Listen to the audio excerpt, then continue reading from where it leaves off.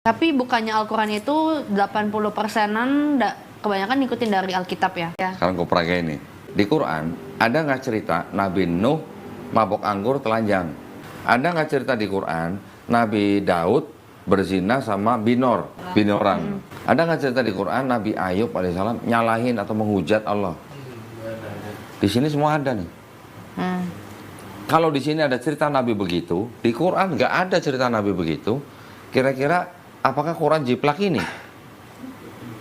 Ya ampun Dondi. Atas kelakuanmu ini, kamu hadapi 4 masalah. Pertama, Dondi pasti senang makan cherry, sehingga sering melakukan cherry picking.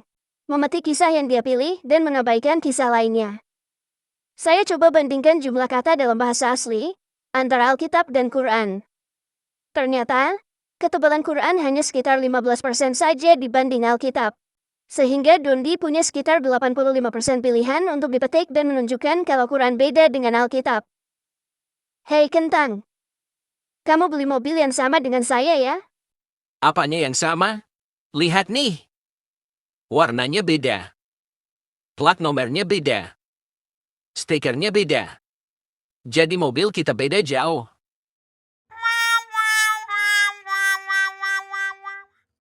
Kedua, saya minta ChatGPT bandingkan cerita yang sama atau mirip antara Quran dan Alkitab. Ini jawabannya. Sekitar 70% ada kisah yang mirip atau mirip sebagian.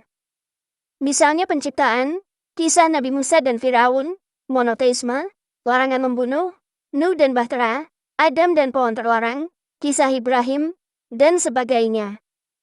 Inilah yang dimaksud menjiplak tadi. Ketiga, Dondi mengambil contoh kisah tokoh yang melakukan dosa. Kita sudah tahu modusnya. Dia mau katakan, kok kitab suci memperlihatkan Nabi melakukan dosa? Bayangkan seseorang melakukan kampanye. Dia menceritakan sejumlah prestasinya, tapi tidak menceritakan kekurangannya. Hal ini bisa diterima, tapi kejujurannya masih bisa dipertanyakan. Bedakan jika seseorang menceritakan keburukannya dan mengakui bahwa itu salah. Kita langsung tangkap bahwa orang tersebut jujur. Jadi kalau kamu berpikir kritis, bisa langsung tahu bahwa Alkitab menulis secara jujur. Keempat dan terakhir. Jika Quran tidak menjiplak dan memiliki cerita yang benar-benar baru dan berbeda, maka Dondi Tan sedang mengakui kalau Islam bukanlah agama Abrahamik.